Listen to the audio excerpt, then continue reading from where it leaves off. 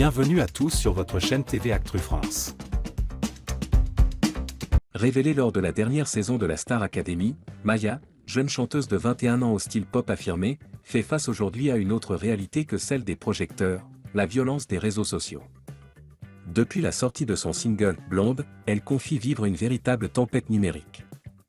Une vague de critiques après la sortie de « Blonde ». Alors qu'elle pensait célébrer un moment charnière de sa jeune carrière avec ce titre inspiré de Sabrina Carpenter, Maya s'est retrouvée sous le feu des critiques sur Twitter. Dans une interview accordée à Pure Char, la chanteuse raconte son incompréhension face à la haine gratuite qu'elle reçoit. J'essaie de le prendre avec du recul et de me dire que c'est pas la vraie vie, mais là, depuis la sortie de Blonde, je suis pas allé sur Twitter une fois. Un aveu fort, suivi d'une phrase qui en dit long sur son mal-être.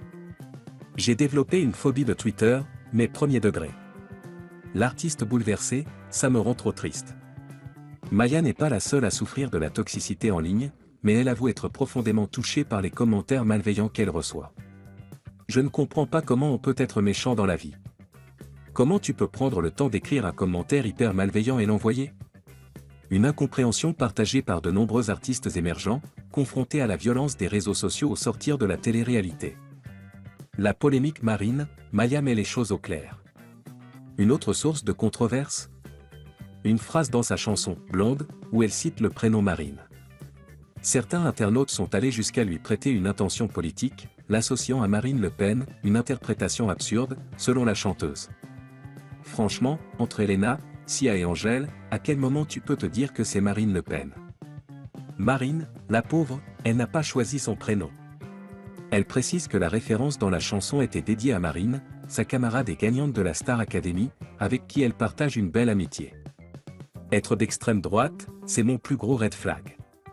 Si Maya refuse généralement de commenter la politique, cette fois, face aux amalgames, elle a tenu à poser une limite claire. Ces histoires, en vrai, ça m'a hyper énervé et ça m'a rendu hyper triste. Être d'extrême droite, c'est mon plus gros red flag dans la vie. Une artiste en pleine ascension, et en pleine épreuve.